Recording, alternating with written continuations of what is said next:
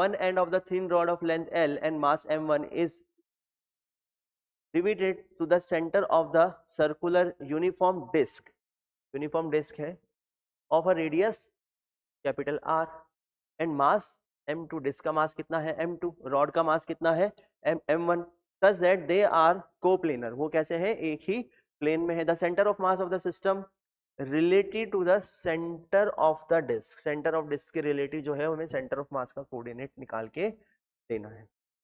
तो कैसे करें, डायग्राम इसका बना लेते हैं. ये हमारी डिस्क, ठीक, ये क्या है हमारी डिस्क, ये हमारी डिस्क और ये है डिस्क का सेंटर. डिस्क का मास कितना दिया हुआ है m2 और इसकी रेडियस कितनी दे रखी है कैपिटल R. ठीक, तो ये इसकी रेडियस बना देते हैं, ये है रेडियस इसकी कैपिटल R. चलिए अब बोल रहे हैं कि एक रॉड को जिसकी लेंथ L है उसको हमने यहाँ पर क्या किया, इसके साथ अटैच किया और सेंटर से इस तरीके से हमने इसको बना दिया. इस तरीके से अटैचमेंट हो रहा है. इसकी लेंथ कितनी है L और इसका मास है m1.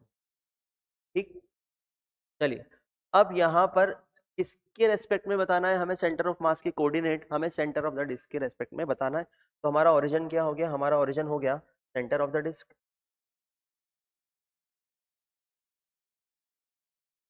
तो ये हो गई x एक्सिस, ये हो गई y एक्सिस और जिस प्लेन में डिस्क थी उसी प्लेन में हमने क्या रखा है, इस रॉड को रखा है, इसके सेंटर के साथ मैच करते हैं.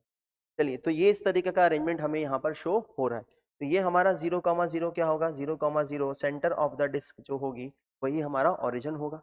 तो निकाल लेते हैं यहाँ पर centre of mass of this complete system. तो इस ये जो हमने डिस्क ली है, इस डिस्क का सेंटर ऑफ मास तो डेफिनेटली कहाँ पर होगा, 0,0 पर होगा, उसके खुद के सेंटर पर होगा. और जो हमने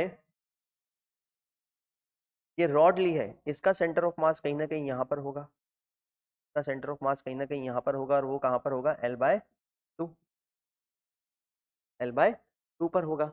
ये है centre of mass of rod, rod का खुद का सेंटर ऑफ मास.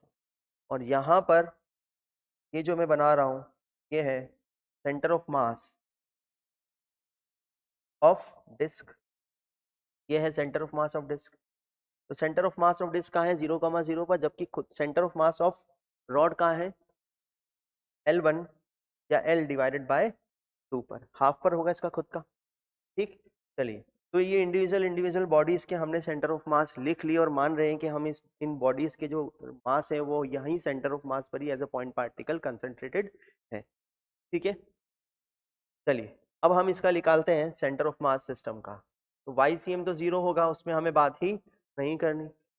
YCM कितना होगा, 0, इसलिए हम XCM लिख रहे हैं. XCM कितना लिख रहे हैं, इसका मास जो कि कितना है m2 और ये हो जाएगा 0. इसका सेंटर ऑफ मास का जो कोऑर्डिनेट है वो कितना है 0 प्लस m1 रॉड का मास इनटू इसके सेंटर ऑफ मास का कोऑर्डिनेट होगा L/2 divided by m1 plus m2. तो क्या रिजल्ट आया हमारे सामने, XCM is equal to m1 L/2 divided by m1 plus m2 means XCM is equal to m1L divided by 2 m1 plus m2, m1 plus m2. चलिए तो ये result हमारे सामने आ गया. तो ये क्या होगा, ऑप्शन सी करेक्ट ऑप्शन होगा और डेफिनेटली वो पॉजिटिव एक्स एक्सिस की तरफ ही आना था और वो पॉजिटिव ही आया है.